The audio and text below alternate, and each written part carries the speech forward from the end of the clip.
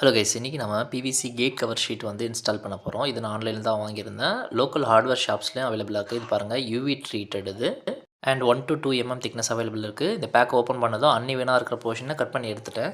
So ஆக்சுவலாக எதுக்கு இது வாங்கியிருந்தேன்னா, மஸ்கிட்டோ நெட் வந்து எம்எஸ்ஆர்எஸ்எஸ் இருக்கும். அதுக்குள்ளே உடன் டோர் இருக்கும். ஸோ மழை பெய்கிறப்போ சாரல் வந்து கண்டிப்பாக இது ரெண்டு மேலேயும் படும். நெட்டும் வீணாக போகும், அதே மாதிரி இந்த உட்டும் உப்பி போகும். அதுக்காக தான் இது வாங்கியிருந்தது.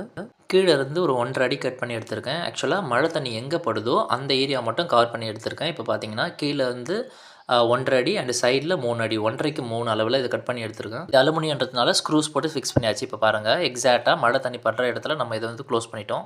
மல்டிபிள் கலரில் இந்த ஷீட்ஸ் அவைலபிளாக இருக்குது. நான் எஸ்எஸ்ல போட போகிறதுனால ஒயிட் வாங்கியிருந்தேன். அண்ட் தென் வெளியில் போடுற இந்த காம்பவுண்ட் கேட்டுக்கு வந்து க்ரீன் ஷீட் வாங்கியிருந்தேன். இங்கே பாருங்கள், ஃபுல்லாக ஃபிக்ஸ் பண்ணியாச்சு. இல்லை ஃபிக்ஸ் பண்ணுறதுக்கு ஜஸ்ட் டேக் போட்டால் போதும். இது வெறுமனே கேட்டு மாத்திரம் இல்லை, பால்கனி அண்ட் ப்ரைவசி தேவைப்படுற எல்லா இடங்கள்லையும் போடலாம். ஃபுல் வீடியோ லிங்க் வந்து நான் டிஸ்கிரிப்ஷனில் கொடுக்குறேன். Thanks for